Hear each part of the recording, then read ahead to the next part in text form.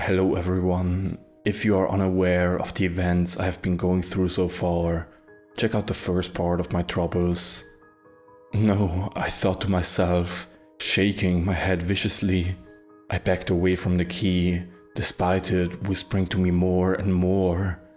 I quickly left the room and locked the door as I swore I saw something reaching out of the drawer. I sat down on the other side of the door and put my head between my legs, cowering from the voice despite its volume never decreasing. "Please help me," a voice that resembled Henry said. "What did I do wrong?" Michael's voice asked. "Please, just leave me alone," I shouted as I opened the door to my room, looking completely fine. It took me a few seconds to realize what was going on. I accidentally let the key communicate with me during my lapse in judgment. I quickly closed the drawer and made my way downstairs and made myself some leftover spaghetti for dinner. Since the incident, my boss insisted I took an extended break from my job until I got better. As if I get better with the book and key in my house.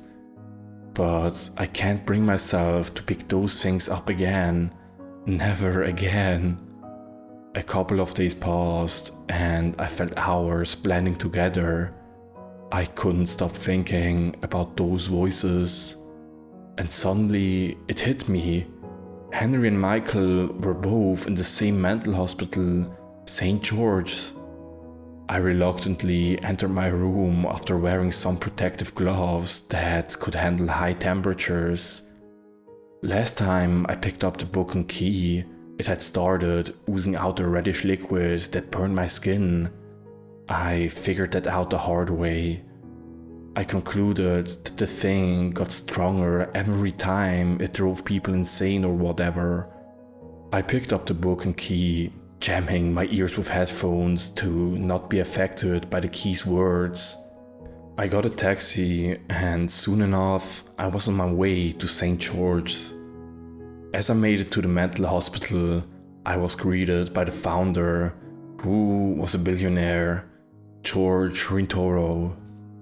We talked a little bit and he showed me around. He seemed like a nice guy, but there was something off with him.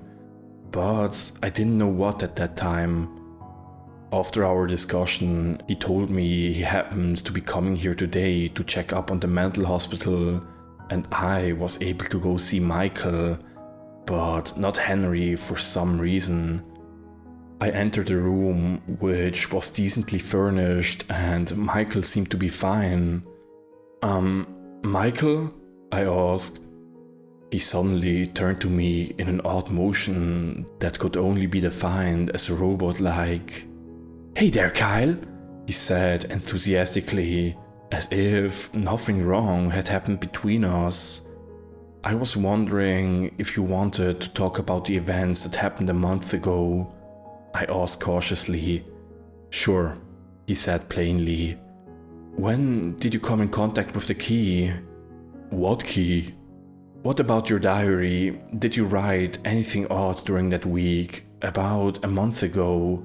I asked, trying to keep calm. "No, are you feeling okay, Kyle?" he asked. "I'm fine. I think I'll go now." "Why so soon? I was hoping to talk to you about something." "What do you mean?" I asked, clearly wanting to get the hell out of there. "Take out your headphones so you can hear me better." I knew something was wrong. I could hear him perfectly fine, and he knew that, so that only meant one thing. That thing wasn't Michael. It was the key trying to trick me. Suddenly, someone tapped on my shoulder. I reflectively turned to see George Rintoro looking at me as if I just slapped him in the face. "Why so jumpy?" he asked in a light tone that had a British accent. He adjusted his dirty blonde hair to a more appeasable look and adjusted his tie on his business suit. "No reason. I think I should go now," I said quickly. Is Michael creeping you out? He has been saying some strange things ever since he got here. Do you know what's wrong with him? I asked. He then raised his eyebrow at me. I thought you'd know since you had encountered each other before. Wasn't he your friend or something? Silly how you act so calm and collected, but you get freaked out by him saying nonsense. Maybe you know something everyone else doesn't? He rambled and then shot a question at me. I was shocked and couldn't think of any response. I'll be seeing you real soon, Kyle Brandt, he said and walked away after closing the door that allowed me to access to Michael. I quickly left and returned to my house, now with more questions than answers. It's been about 24 hours and this has been leaving me uneasy for some time now. But how did he know my last name when we only met half an hour ago? And I only said my first name when he asked who I was. And why was Michael being used like a puppet for the key to communicate with me? What were those voices I heard earlier, and why did it sound like they were genuinely talking to me? I threw the book and key into my dresser drawer and realized that the book had been slowly burning through the drawer, and it wouldn't be long before it melted through the wood. I honestly didn't care right now, since that was the last of my worries. The key has been getting louder, so much that I wear my headphones more often than I don't.